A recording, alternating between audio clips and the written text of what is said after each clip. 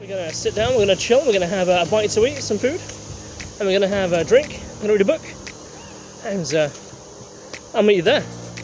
Following a couple of questions, the way I came in to this nature reserve last time was via an entrance along here. So this isn't the official entrance per se, but just the way I used to go in to go to my training area, because of course it was the first area of the woods for me. And this is where I would come in. If you're interested, I'd enter the woods just there. However, the official entrance is a little bit further down. Looks like today we've got some park rangers who've come for a visit. Well, it appears that the park rangers, or rather the Parks and Spaces team of the City Council, have secured the entrance to the nature reserve here closed. They've secured the gate, and they've wrapped loads of cable ties and chains around the gate. And the guy gave me a weird look as I attempted to open the gate, and just walked away. So, thankfully, there's more than one entrance, and we have one just here. It's a beautiful day. So today on my trip, I've passed the same park ranger a couple of times now. We've said hello, we've shared some words. So something random that happened, as I was talking to the park ranger, there was this guy in a suit that came by, who I thought actually was with him, but wasn't. And he was wearing blue trousers, like a nice shirt, a bit unruffled though. He came kind of like marching past. I thought he was going to go, hello, who are you, what are you doing here? But no, it wasn't part of him at all. He just charged past, a bit flustered, waved, and it was a bit like, okay. He looked like that he had just gone in the woods for a quick hand relief, shall we say. I was heading back to work quickly. You do see some strange sights. I think I see more than my fair share of them. Or is it just because I'm on the lookout for them? We've said hello, we've shared some words. And he's telling me a little bit about the history and location of this place, some of the geological surveys that have happened here, the botanist surveys that have come by and gone through, as well as a bit more about this path here. It confirms one of the things I've always thought since even as a child, when I was a teenager walking through this way, that this in fact used to be a train line, and the end was indeed a bridge. So I spotted a few things today on my travels through. I'm trying to find somewhere to get a wider camera angle so we can get a clear shot of the sky and what I've seen. I saw a buzzard flying around. I saw some really large wood pigeons, and they look like they're on more than a diet of millet and seed. These things are stuffed, like pheasant sized. They appear to be flying around, so I'm going to try, once I get a bit of out of this cover that I'm walking along, hopefully I'll be able to get a clear shot of them.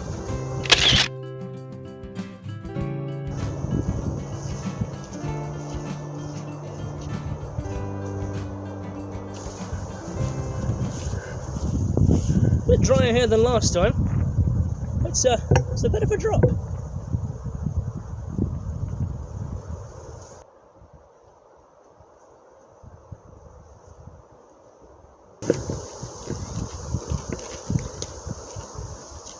There was a time when there actually used to be a rope here, and you could kind of rappel down. It was pretty cool.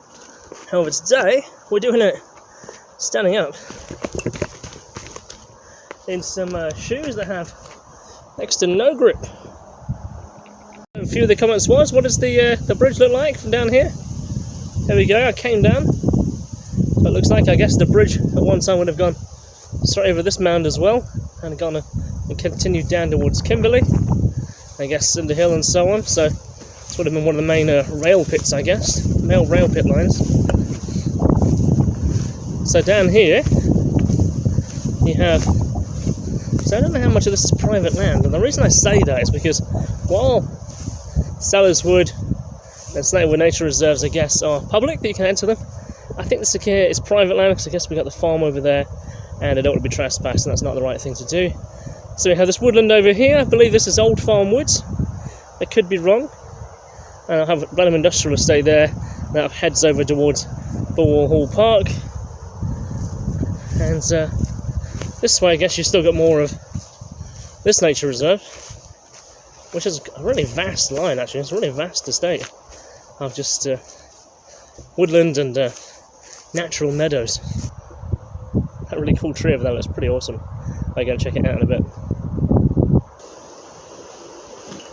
So I learned from last time.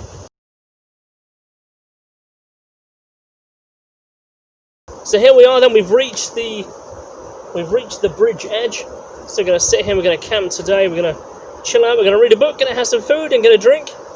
So let's see what we have today. I don't know actually. The one thing I didn't forget today was the most important thing I forgot last time. Bottle opener.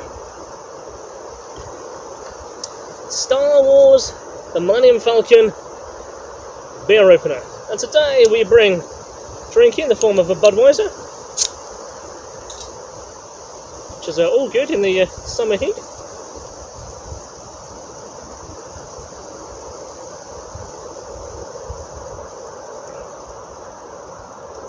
And book-wise, what do we have? We have the Frighteners by Reverend Peter Laws, a Why We Love Monsters, Ghosts, Death and Gore. Kind of a look into the macabre, written by the sinister minister himself.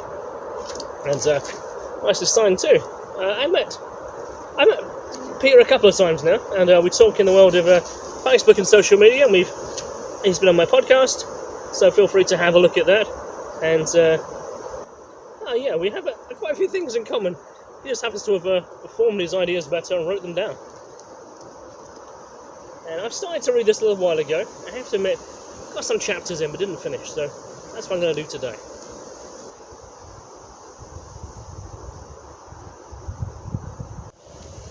So I'm sat there, drinking a beer, reading a book, and I'm realising after a little while I'm getting rather uncomfortable. My back is kind of a bit arching over a bit. I got my book in my lap, and it's just getting a bit sore. So I tried to opt and change position to find out the best way to lay down and read a book. So how do you read a book? So here I am laying on my side now, book in hand, reading away. This is reasonably comfortable, but I am acutely aware that there's that little bit of pain just below the lower shoulder blades. I kind of feel that I would slip down onto my side here. So I think as you read books at night, this is actually what happens. This is how people get to sleep. They actually go through the different transitions and end up being here, then it goes, and you fall asleep. How is it for you? What do you do?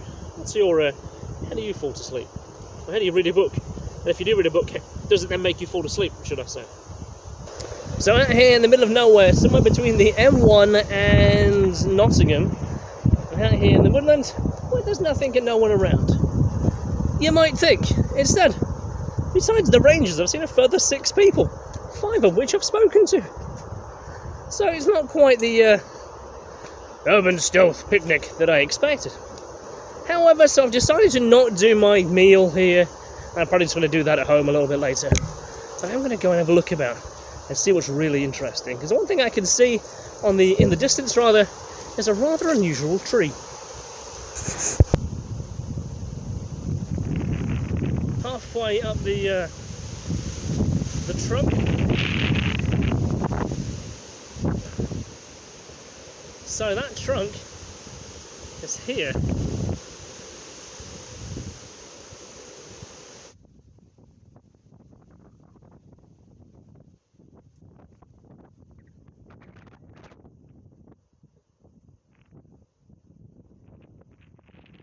Not sure when this happened. The tree looks pretty dead. So it was pretty kind of brittle when it happened in the first place. This is sure to become a home to some interesting wildlife, or it's going to become an option for a firebug, shall they say.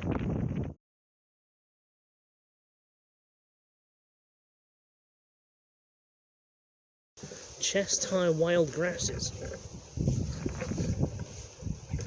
Ooh. Thistles and thorns.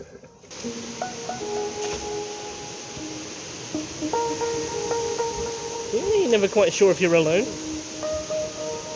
That's the feeling I just had. It was like, hey motherfucker, I'm here. Well, you have a beautiful woodland like this though. Nearby on your doorstep. Damn it, get outside. Go walk your dogs. Go walk the cat. Get outside, go enjoy the sun. Get some vitamin D. When you look at the sun today, though, why would you not want to be outside? I've been outside, I've had a beer, I've had a step two, I've had read a few chapters of some books. Oh, what do I see? Well, looks like, where is it? Looks like the trousers are still there.